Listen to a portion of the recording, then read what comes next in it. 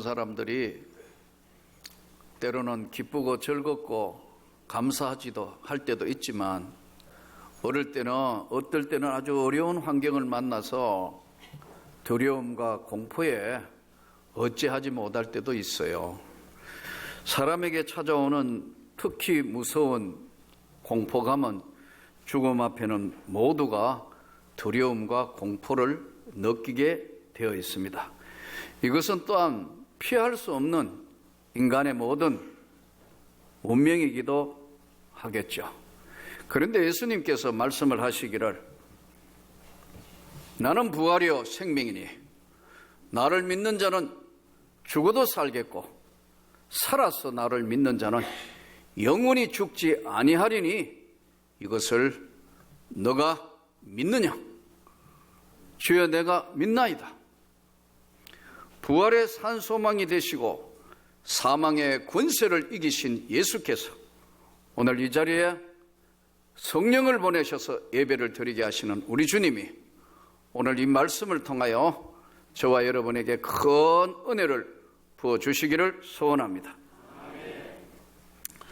오늘의 이 본문은 본문적 해석을 다시 한번 들여다보면 예수님은 당시에 제자들하고 상당히 산책을 많이 즐기신 것 같아요. 이래저래 동산을 거니시는 것이 요한복음 18장 전체로 이렇게 한번 그림으로 쫙 그려보면 예수님이 평생에 제자들하고 동산을 거니시면서 많은 대화를 나누셨던 것 같아요. 그런데 예수님이 어디서 대화를 나누고 있는가 하는 그 위치를 정확하게 아는 가롯 유다는 로마의 그 군대와 그리고 당시에 이제 세 군데 법정이 있었는데 성경에 보면은 안나스 법정, 그리고 가야바 법정, 그리고 빌라도 법정이라는 법정이 성경에 보면은 세 군데 법정이 나옵니다. 이 안나스는 당시에 가야바 제사장의 전임 제사장으로서 가야바의 장인 어른이 되는 사람이에요.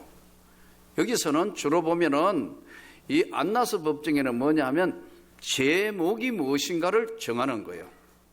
여러한 죄를 지었고 이러한 죄가 너 있는데 맞느냐 확인하는 절차가 안나스 법정이에요. 그 다음에 이 죄가 무엇인가를 정해지면 그 다음에 가야바 법정으로 오면 이건 다 유대인들 제사장들이에요. 대제사장이 어디에 어떤 율법에 의해서 너는 이런 벌을 받아야 된다. 벌을 정하는 것이 어디냐면은 가야바 법정이었어요. 그리고 이걸 마지막 집행하는 데가 뭐냐면 빌라도 법정이었습니다. 그래서 빌라도는 판결했는 것에 대한 최종 결정권을 가지고 있었으니까요. 사형, 무죄, 로마의 총독으로서의 황제의 직권으로 군대를 가지고 있었고 당시에 총독으로 와 있었던 빌라도 법정, 이 세 가지 법정이 있었는데 이 법정에서는 로마의 군인들과 그리고 안나스 가야바 법정에 있었던 소위 사법경찰들, 대제사장을 둘러싸고 있는 사법경찰관들을 지금 가룟 유다가 동원을 해가지고 지금 동산을 포위하게 되었는데 이때 등과 횃불을 들고 그러니까 밤이 이제 어둑어둑해서 점점 어두워지니까 사람을 못 알아보니까요. 등과 횃불을 들고 몽둥이 들고 칼 들고 로마 군인들과 그들 안나스 가야바 있던 제사장들의 아랫사람들 하인들을 다 동원해가지고 예수님을 잡으러 온 거예요. 이때 예수님이 요한복음 18장을 쭉 지금 1절부터 정리해서 말씀을 드리는 겁니다. 예수가 누구냐? 그러니까 예수님이 그 군대와 종들이 다 사법경찰에 해당하는 종들이 대제사장 종들이 와서 예수가 누구냐 하니까 내가 예수다. 그러니까요 도망갈 줄 알았는데 나 아니다 뭐 이럴 줄 알았는데 내가 예수 그리스도다. 그러니까 놀래가지고 이들이 우리 잡으러 온 것들이 놀래가 땅에 엎드려졌어요. 잠시 침묵이 흘렀겠죠. 정신 차려서 예수님을 잡으려고 다시 일어나니까 예수님이 그런 겁니다. 제자들은 아무 죄가 없다. 이 사람들을 가게 해라. 이제 제자들이 다 빠져나갔겠지요. 그러자 예수님을 붙들러 오는 대제사장의 종 잡으러 오는 이름이 말고인데, 성경에 보면 베드로가 칼을 뽑아가지고 말고의 귀를 잘랐어요. 그러니까 이게 성경을 따라서 가면서 아무리 깊이 묵상을 해보고 이해를 해도 여러분 이게 칼입니다. 칼 들고 말고의 귀를 잘랐어요. 근데 이 귀가 잘려진 것을 예수님이 말고의 귀를 고쳐주시면서 말고의 잘린 귀를 베드로를 칭찬해가 잘했다. 너 칼 들고 나 보호하는 게 잘했다는 게 아니고 검을 든 자는 검으로 망하느니라. 칼을 칼집에 꽂아라. 그리고 고쳐주셨어요. 말고를. 그러면 여러분 한번 생각해 보세요. 그냥 베드로가 지금 칼을 들고 말고의 귀를 잘랐다. 이게 쉬울까요? 귀만 자른다. 여러분 지금 칼이에요, 이게요? 이야, 이거 검도 최고 고단자로도 여러분 귀만 이래 자르면 이거 어깨까지 다 나가볼 거 아니에요. 여러분 혹시 검도 최고 고단자들 뭐 7단, 8단들 여러분 집단 베개 하는 거 보셨나요? 나무 베개. 그러면 탁 쓰면 딱 사라지잖아요. 무슨 지금 베드로가 검도 사범도 아니고 잘랐는데 귀만 딱 잘라졌다. 그러는데 이 딱 잘랐는데 기가 막힌 현상으로 어쨌든 힘 조정 대단한 것으로 귀가 잘려졌어요. 그럼 예수님 칭찬할 줄 알았는데 예수님이 빨리 칼을 칼집에 꽂아라. 검을 든 자는 검으로 망한다. 이 베드로가 보통 용감한 게 아니죠. 그렇잖아요. 다른 제자들은 다 갔는데 지금 베드로는 칼 들고 끝까지 예수님 지키겠다고 나서는 베드로. 대단한 베드로가 모습을 보이는데 장면이 바뀌면서 안나스 법정으로 끌려가자 베드로는 걱정이 되니까 따라간 겁니다. 따라갔는데 현장 분위기가 얼마나 살벌하고 공포 분위기였는지 이제 시몬 베드로가 서서 불을 쬐더니 사람들이 묻되 너도 그 제자 중 하나가 아니냐 베드로에게 이야기하니까 베드로가 나 그 사람 모른다. 칼 들고 여러분 칼 들고 설치며 할 때 났을 때는 언제고 너 예수의 제자잖아. 모른대요. 예수님을요. 세상에 예수님 모른대요. 그런 사람 알아본 적도 없고 그런 사람 본 적도 없고 나 예수 모른다는 거예요. 또 묻습니다. 대제사장의 종 하나는 베드로에게 귀를 잘린 사람의 친척이라. 말고의 친척이 내가 아까 그 사람과 예수님과 함께 동산에 있을 때 내가 너 보지 않았느냐? 아까 있었고 너 아까 칼 들고 귀 잘린 친구 아니야? 내가 봤지 않냐? 베드로가 절대 그런 일 없어. 나는 예수를 모르는 사람이야. 부인하니 곧 닭이 울더라. 이 전혀 딴 사람 아니에요. 그렇잖아요? 칼 들고 나서가 지키겠다는 거는 언제고? 예수님 모른대요. 본 적도 없대요. 만난 적도 없대요. 근데 예수님이 미리 마태복음 26장 75절에는 예수님이 미리 베드로에게 이렇게 말씀합니다. 이에 베드로가 예수의 말씀에 닭 울기 전에 너가 3번 나를 부인하리라 하심이 생각나서 밖에 나가 심히 통곡하니라. 이 베드로의 양면의 모습을 통해서 오늘은 이 닭울음 소리가 늘 들려지는 닭구름, 닭은 새벽에 오면 꽃기대하고 우는데 닭구름 소리에 베드로가 하늘의 음성을 듣는 겁니다. 신의 음성을 듣는 거예요. 그때서야 예수님 하시던 말씀을 다시 생각하는 거예요. 그러면 베드로가 왜 이런 자리에 예수님을 그렇게 칼을 들고 그렇게 나서던 베드로는 왜 예수님을 모른다고 하는 자리에까지 가게 됐냐는 거예요. 여기는요, 베드로는 자기 자신을 너무 과신했어요. 우리는 이 땅의 삶에 자기 자신을 정확하게 안다는 건 대단히 중요한 겁니다. 또 신앙생활을 여러분을 끝까지 변질되지 않고 무너지지 않도록 붙들어주는 것이 여러분들이 과신하지 않아야 합니다. 사람은 절대 믿음의 대상이 아닙니다. 믿음의 대상은 오직 예수밖에 없는 줄로 믿습니다. 믿을 일은 우리 주 예수밖에는 없는 것인데 베드로는 잘못 자신을 착각한 거예요. 그러면 여러분, 우리 사람은 뭐예요? 우리 서로 사람들 사이는 뭐예요? 사랑의 대상일 뿐이에요.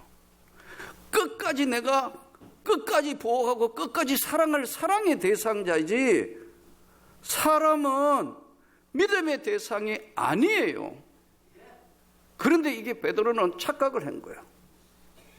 사람이 믿음의 대상이 되다가 갑자기 여러분 위협당하고 죽음의 공포가 가까이 오니까 모른다 해버립니다.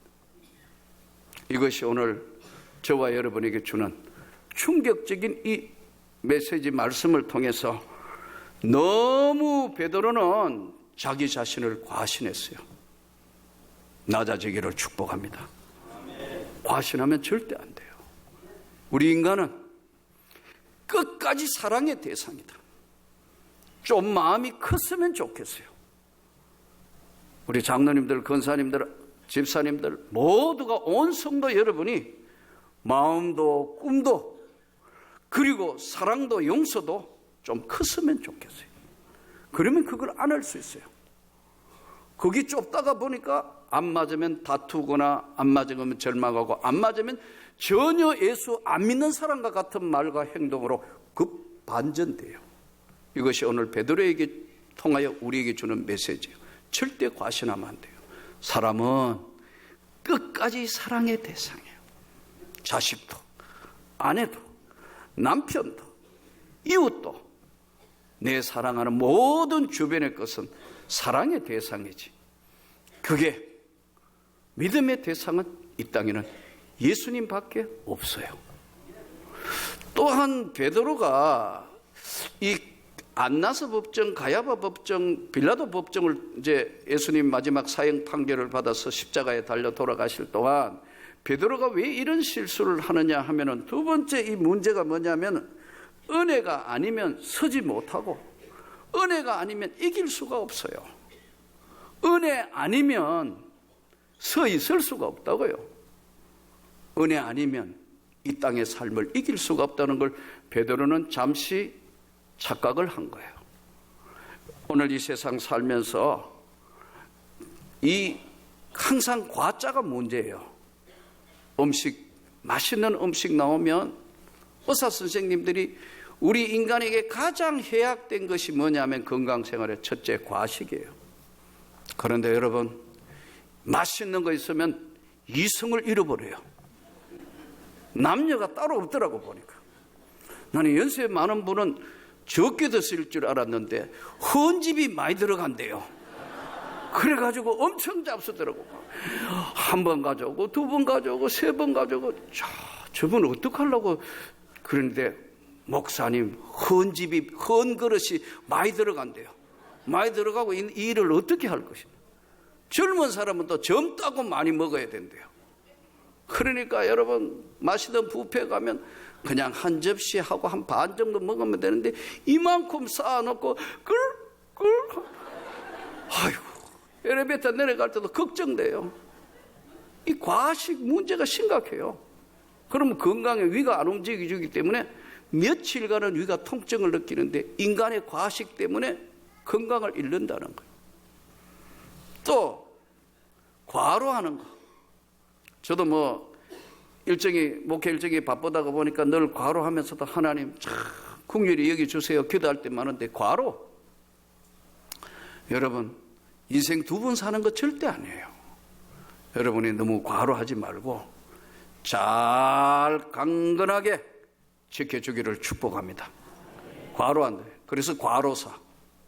자기가 무슨 슈퍼맨인 줄 알고 과로한다. 과로사. 더 무서운 것이 하나 있어요. 과욕. 욕심이 지나치는 거예요. 이게 뭐냐 하면요, 예로부터 지나치면 모자라는 것보다는 못하다는 거예요. 과유불급이라. 지나치면 모자라는 것보다 못하다. 오늘 베드로는 칼을 뽑았을 때의 베드로의 모습과 예수님을 전혀 모른다, 저주해가면서 사람이 아니다, 내가 예수를 알면 이 자리에까지 들어가게 되는 이 모습이 얼마나 처량하고 불쌍한 모습이에요. 그래서 나중에 예수님 만났을 때 고개를 못 든다고. 예수님 묻으시잖아요. 네가 나를 사랑하느냐? 베드로가 근심하면서 내가 주님을 사랑하는 줄 주님이 아시지 않습니까? 자신을 몰랐던 과신인 거예요. 이 과욕 잘 관리할 수 있기를 축복합니다. 과욕, 욕심이 지나치면 집은 한 채만 있으면 되는 거 아니에요? 한 채 있는 사람이 두 채가 필요한 거예요. 또 두 채 있는 사람은 세 채, 네 채, 다섯 채 계속 사다가 보니까 아무리 대한민국 집지도 모자라요. 과욕이. 경제 논리 따지는데 물론 경제 논리도 있지만 여러분 집값에가 돈 번다고 생각하기 때문에 집에 자꾸 투자하죠. 집을 살려고만, 우리 인간에게 필요해서 살려는 집이라고 생각하면요, 이제 더 안 지도 돼요. 과욕. 이 과욕은 자기 영혼에 치명적인 독이 된다는 것을 베드로는 몰랐던 거예요. 여러분, 은혜 아니면 우리가 이렇게 서 있을 수가 없는 게, 은혜 아니면 서 있을 수가 없어요. 은혜 아니면 이 세상을 이길 수가 없는데도 불구하고 그 은혜를 뒤로 하고 자신이 과신하는 바람에 칼을 뽑아서 예수님을 지키려고 했던 모습과 저주하며 예수님 모른다 하는 이 서글픈 모습을 보면서 저와 여러분이 은혜 위에 서 있기를 축복합니다. 교회도 과욕 때문에 무너지는 건 많습니다. 저는 우리 명문교회가 민족을 넘어 세계로 향해서 정말 제대로 된 교회가 되기를 축복합니다. 건강한 교회가 되기를 축복합니다. 살아있는 하나님의 말씀이 지배하는 교회가 되기를 축복합니다. 여기는 하나님의 거룩한 성령이 역사하고 말씀이 살아있는 하나님의 교회가 되어야 된다. 인간이 지배하는 교회가 돼서는 절대로 안 된다. 하나님의 역사와 하나님의 능력이, 하나님의 은혜가 지배하는 교회가 되어야 합니다. 과욕, 과식, 과로. 또 이 한 가지 속에서 은혜 아니면 서 있을 수 없는데 베드로는 자신을 너무 과신하다가 보니까 이 하나님의 역사의 손길에서 잠시 미끄러져 떠 있으니까 딴 사람이 되어버렸어요. 이 딴 사람이 됐는데 여러분 한번 보세요. 세상에 지금 무당들이나 세상에 있는 것들을, 종교들 한번 보세요. 자기 신을 달래는 거예요. 그래서 무당들 보면 참 어떻게 해가지고 여러분 잔뜩 차려놓고 그거 해가 춤추고 달래는 거예요. 기독교는 그런 종교가 아닙니다, 여러분. 악한 사단과 마귀들을 향하여 예수님이 꾸짖어 물리치는 거예요. 말씀으로 물리치는 것이에요. 이 욕심, 내 안에 욕심으로 가득 차 있는 걸 주의 성령의 은혜와 말씀으로 물리치는 거예요. 사탄아 물러가라 해서 이 절제할 줄 알아야 되고 이겨야 되는 거예요. 여러분은 가끔 이런 일 없습니까? 제 경우는 한 반년에 한 번, 어떨 때는 1, 2년에 한두 번씩은 꼭 이런 꿈을 꿔요. 대학교 졸업하고 내가 분명히 선생도 하고 지금 목사인데 꿈에 나 대학교 졸업 안 됐다는 거예요. 아니, 큰일 났어. 나 졸업했는데, 벌써 졸업하고 학교 선생도 했는데, 그런데 꿈속에도 또 한쪽에는 알아요. 나 졸업했는데, 아는데 졸업 안 됐다고. 다시 학점 따야 된다고. 왜냐하면 제 경우는 이게 졸업 딱 직전에 갑자기 군 영장이 나와서 입대를 했으니까요. 갔다 와서 한 학기를 다시 했어요. 갔다 오니까 커리큘럼이 다 바뀐 거예요. 야, 여기 쫓아다니면서 학점, 여기 쫓아다니면 학점 정리하는데 아주 힘들었어요. 그때 하도 신경 썼는 거 지금 45년 지금 다 돼 가는데 지금도 아주 눌리거나 힘들 때 졸업 안 됐다고 꿈꾼다니까요. 여러분은 그런 일이 없나요? 여러분은 날마다 충만해서 그런 일이 없는 것 같이 앉아 있는데 아닐 거예요. 또 하나 어떨 때 몸이나 영적 상태가 아주 다운됐을 때 꿈을 꾸면요, 제대 안 됐대요. 아니, 나 육군 병장으로서 국가에 할 일 다 만기 제대 육군 병장 제대했는데 군대 다시 가야 된대요. 세상에. 아, 나 제대했는데. 이게 뭐냐면 프로이드의 정신분석학으로 보면은 무의식 세계를 공격당했다는 거예요. 무의식 세계가 있는데 그 무의식 세계를 잠식당하거나 공격당하면 프로이드의 정신분석학으로는 그렇게 이해하지만 성경은 뭐라고 말씀하냐면 어둠의 영들이 공격하는 겁니다. 어둠의 영들이 한 번씩 몇 년에 한 번, 아무리 건강한 사람도 한 번씩은 어둠의 영들이 침범하면 두려운 꿈을 꾸요. 그러면 여러분 같으면 어떻게 할까요? 제 경우는 눈 뜨고, 주님, 내 영혼의 어둠의 영들이 나를 얻지 못하도록 주님, 내 영혼을 붙드시옵소서. 주님의 은혜와 말씀으로 재무장하게 해주십시오.